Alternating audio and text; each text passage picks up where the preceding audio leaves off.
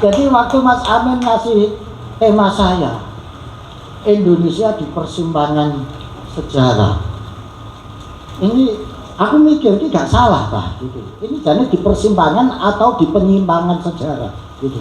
Karena dua-duanya beda, gitu. Di persimpangan sejarah atau di penyimpangan sejarah. Saya tanya ke Mas Amin ini iya maksudnya? Udah pokoknya begitu, gitu.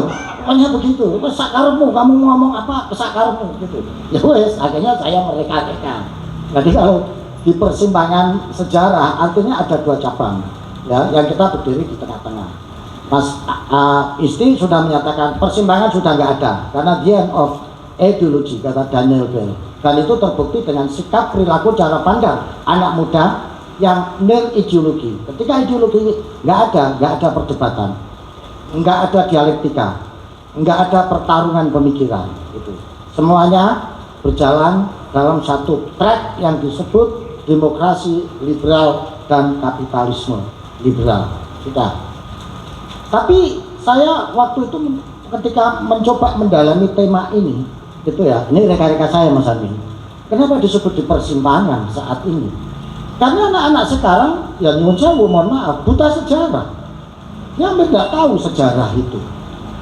Mas Isti pernah diuber-uber tentara, di penjara, kemudian diinjek-injek kakinya, nggak ada yang tahu.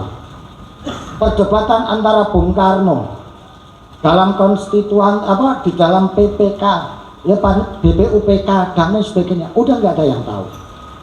Kemudian bagaimana PKI berjuang untuk bangsa dengan ideologinya, kemudian juga melakukan beberapa kasus-kasus yang kemudian nggak ada yang tahu.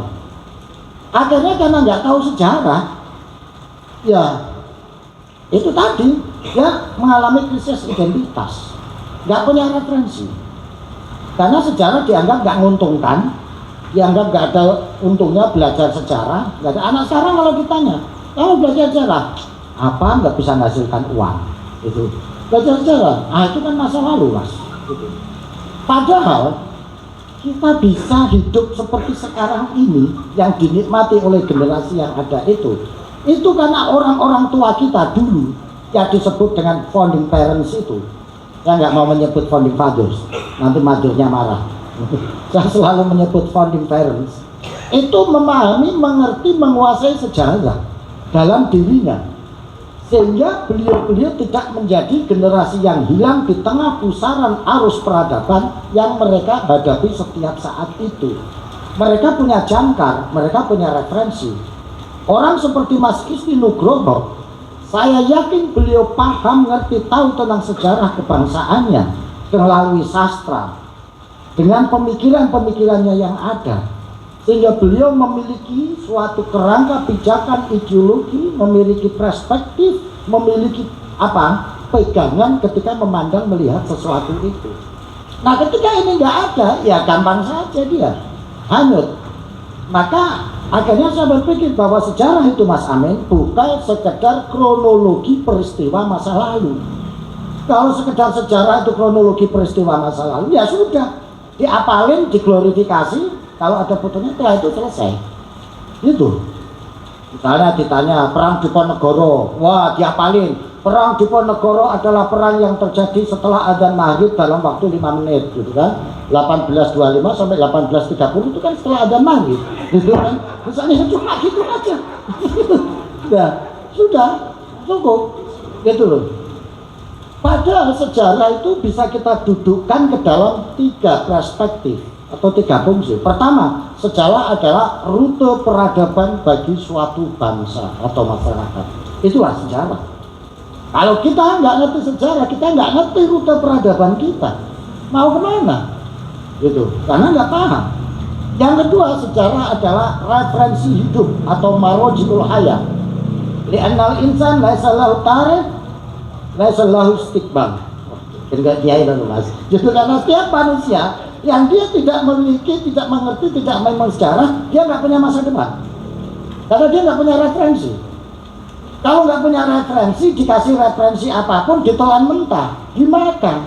Dikasih referensi kapitalisme liberal, makan mentah-mentah.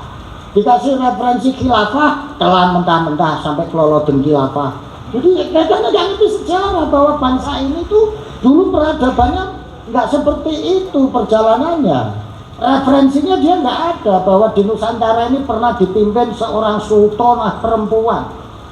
Kalau ratu perempuan banyak, mulai Ratu Sima, Pramodawardhani, Dia Pitaloka, tokoh-tokoh itu, terus kemudian Tribuana Tunggadewi, banyak pemimpin perempuan. Tapi yang Islam itu ada ya di Nusantara ini. Ratu Kalinyamat, Sultanah Siti Nurhaliza, Sultanah Safiatuddin, dan lain sebagainya. Lo kayak gini dikasih referensi khilafah terus dipakan, misalnya. Karena dia nggak ngerti sejarah, nggak punya referensi itu. Yang ketiga, sejarah itu adalah source of knowledge, sumber pengetahuan. Kalau kita nggak ngerti sejarah, nggak punya sumber pengetahuan untuk menjadi pijakan untuk dikembangin. Saya selalu ngasih contoh, orang-orang tua kita itu dulu juga belajar di Timur Tengah. Syekh Nawawi Al-Bantani, Abdus Somad Al-Palembang, Syekh Arsad Al-Banjari, Nuruddin Aranhiri, Hamzah Fansuri, Mbah Hasyim As'ari, Mbah Ahmad Dahlan, Khatib Al-Minangkabawi, semua belajar di Timur Tengah. Begitu pulang ke sini, dia nggak jadi orang Arab tuh. Mbah Hasyim itu hafal Kutubus Sittah, ngerti kitab yang gede-gede mulai Fathul Bari dan lain sebagainya, bahasa Arabnya yang melotot. Tapi anak-anaknya panggil itu ya tetap bapak, ibu, mbah, dan kalau ngomong setiap hari juga bahasa Jawa, nggak bahasa Arab, padahal sudah ngarang kitab. Syekh Nawawi Al-Bantani 42 lebih judul kitabnya pakai itu, ngerti bahasa Arab, tapi ya tetap pulang kunaon eta mah tarwasnya aya guys cager beger eta kumaha, itu tetap begitu. Nah yang sekarang ini karena nggak ngerti referensi sejarah, begitu pulang dari Arab 3 tahun, yang dulunya pakai belangkon pulang pakai gamis. Nah, dulunya pakai topi pet, pakai udeng-udeng. Nah, misalnya, ini bukan soal sentimen gamis dan udeng-udeng loh ya. Ini soal itu tadi, itu loh. Nah, dulu panggil ibunya mak, mbok, begitu pulang umi, masya Allah. Nah, sebelum berangkat ketemu Kang Isti, ya apa cok kabar aja. Waras ah. Begitu pulang dari Arab 3 tahun, Masya Allah akhi, bikhair ya Allah, maceduk ende, Masya Allah, gitu. Ya ini sebenarnya ya baik lah gitu, tapi jangan kami harapin gitu loh maksud saya. Kabeh pendidikan ini kan nggak punya referensi sejarah. Yang belajar ke Eropa sama saja. Cipto Mangunkusumo, Tirto Adisuryo, Ki Hajar Dewantoro, Syahrir, Dr. Lemena, pulang nggak jadi orang Eropa tuh. Ya tetap aja orang Nusantara, seluruh khazanah pemikiran keeropaan ditata ulang gitu. Atau tidak ke Eropa tapi mempelajari pemikiran Eropa seperti Pram, seperti Bung Karno.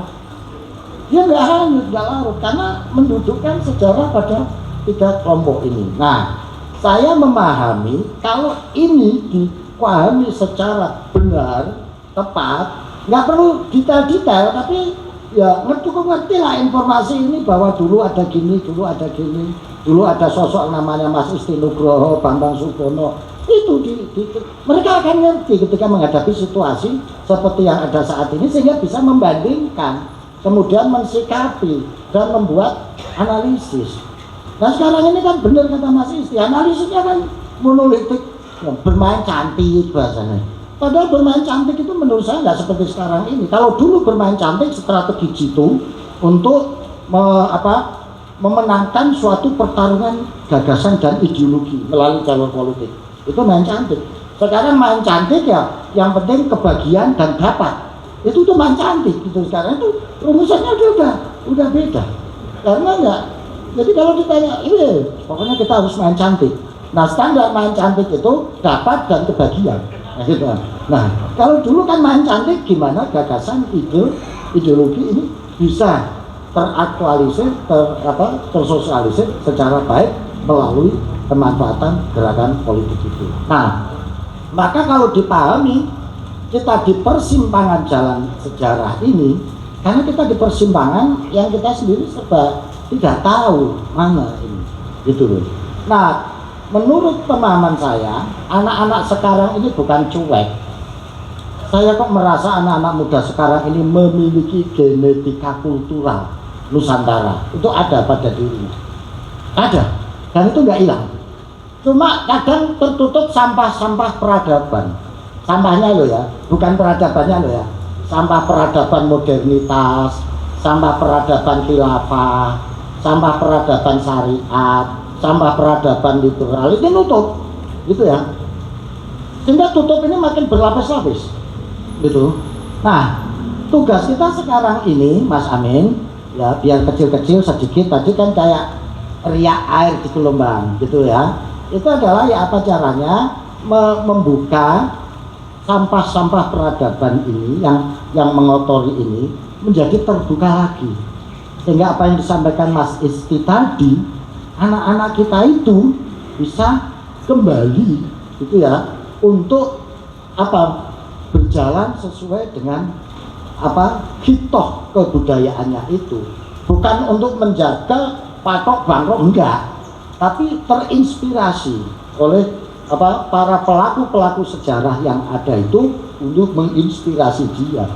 Sekarang ini kan kita hampir nggak ada, hampir ya nggak ada ideotip atau apa sosok ideal yang bisa menjadi contoh. Nah, Pancasila itu sudah surplus kata-kata minus keteladanan, demokrasi surplus kata-kata minus keteladanan. Nah, itu lalu di mana kita mencari keteladanan saat ini? Maka menurut saya ya harus kembali pada referensi-referensi sejarah itu. Ketika ada sosok tokoh berpolitik ya yang berperilaku kita anggap menyimpang, ayo kita ingetin bareng-bareng bahwa dulu bapak-bapak kita nggak begitu loh politiknya, ada kok gitu loh, dulu dilakukan. Misalnya yang politiknya Islam, kami Islamen ya, bukan kami Islamen itu harus dibedakan dengan orang yang Islam gitu loh, ajaran Islam gitu. Kami Islamen itu bahasa Jawa, bahasa Indonesia itu sok Islam gitu loh, sok Islam gitu kan, beda. Islam dengan sok Islam itu beda gitu, dikit-dikit Islam, dikit-dikit Islam kok dikit-dikit gitu. Jadi misalnya seperti itu. Jadi kita, apakah anak kita pernah mengetahui kisah tentang I.J. Kasimo misalnya, seorang sama-sama anggota BPUPK. I.J. Kasimo ini seorang Katolik ya, yang dia punya teman yang namanya Mr. Prawoto Gondo Subroto itu dari Masumi, yang sampai seumur hidup dia nggak punya rumah gitu. Dia tinggal di Jakarta, nggak punya rumah karena dia nggak mau membebani negara. Akhirnya yang mikirkan siapa? Mr. I.J. Kasimo ini ngajak iuran bawa ke Dasin, Pak Nacir dan kawan-kawan untuk membelikan rumahnya Pak Prawoto Gondo Subroto ini. Misalnya, ini beda ideologi, beda agama, tetapi bagaimana ini tetap ada. Nah, kita ingatkan itu dulu begitu loh. Kalau mau berpolitik itu jangan mau menang-menangan asal garuk, asal ngerawuk, asal berkuasa gitu. Nah, ini sejarah. Yang sejarah yang jahat juga ada, maka di persimpangan ini.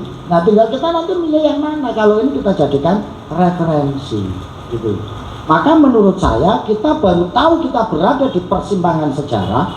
Itu syaratnya ada beberapa. Yang pertama, kita tahu sejarah dari bangsa ini, dari sejarah dari negeri ini, supaya dari situ kita tahu persimpangannya di mana dan kita harus standing dalam posisi apa. Itu yang pertama, kita harus tahu sejarah. Yang kedua, kita harus memiliki kesadaran kritis terhadap realitas gitu. Karena yang namanya politik itu yang tampak belum tentu yang nyata, yang benar belum tentu yang sebenarnya. Itu politik. Jadi maka kita tidak harus gampang untuk menjudge, gampang menghakimi, gampang melakukan pemihakan secara membabi buta.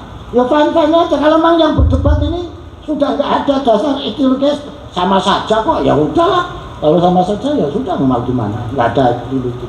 Nah, itu nggak bisa kita mau dengan sikap kritis terhadap kenyataan itu. Jadi intinya apa? Eling lan waspada, niti setiti hati-hati. Nah, coba mendah itu. Jadi seperti itu. Karena apalagi ini kita hidup di era post-truth, kata Zhang Bo bilang. Post-truth itu artinya ketika iblis, setan, demit, malaikat, semuanya pakai topeng malaikat. Sehingga kita bedain mana yang demit dan malaikat mana. Mana yang setan, iblis dengan yang malaikat mana. Karena semuanya pakai topeng malaikat loh sekarang ini. Dan itu berlapis-lapis, itu loh. Topengnya berlapis-lapis. Di sibak ini ada lagi sibak ini. Nah, di sini perlu kehati-hatian, gitu. Nah, inilah yang saya sebut pengertian di persimpangan sejarah itu yang kedua dalam konteks kekinian itu.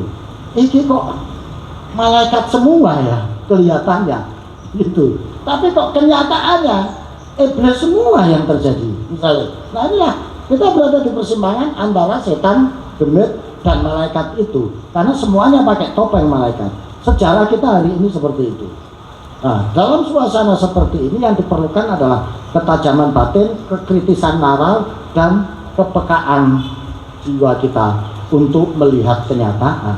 Dan itu hanya bisa dilakukan dengan melalui proses kritis dan kreatif secara terus-menerus.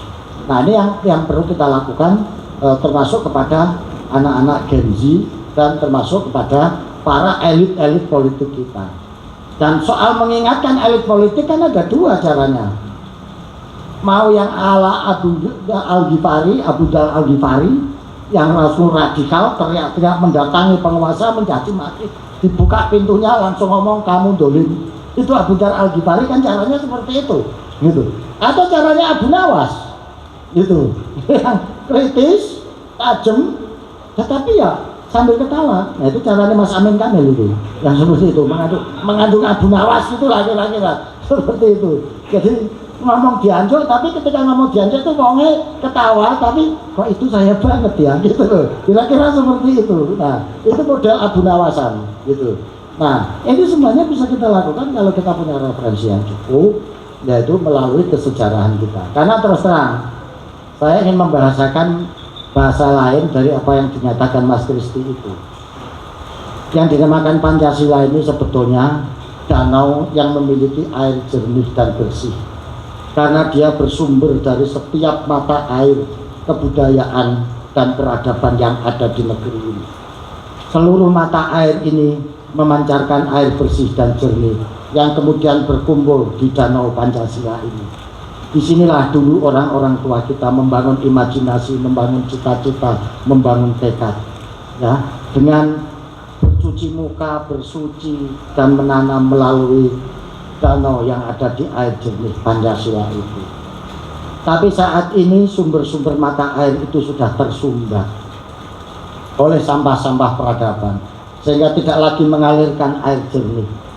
Gorong-gorong yang dulu mengalirkan air sudah tertutup oleh sampah-sampah peradaban, sehingga kita nggak tahu lagi jejaknya. Maka kalau kita nggak mau berada di persimpangan sejarah, tugas kita sekarang ini adalah mencabut sumbatan-sumbatan mata air peradaban dan kebudayaan kita, membersihkan gorong-gorong supaya air jernih yang ada kembali mengalir. Tidak seperti sekarang, begitu mata air tertutup, gorong-gorong tertutup, danau Pancasila ini dialiri oleh comberan sampah yang berasal dari mana-mana, dan setiap hari kita cuci muka dan mandi dengan air comberan yang ada di sini. Tugas kita sekarang supaya nggak berada di persimpangan jalan, menggali kembali gorong-gorong peradaban dan mencabut sumbatnya supaya mata air peradaban kembali mengalir dengan sini. Terima kasih. Assalamualaikum warahmatullahi wabarakatuh.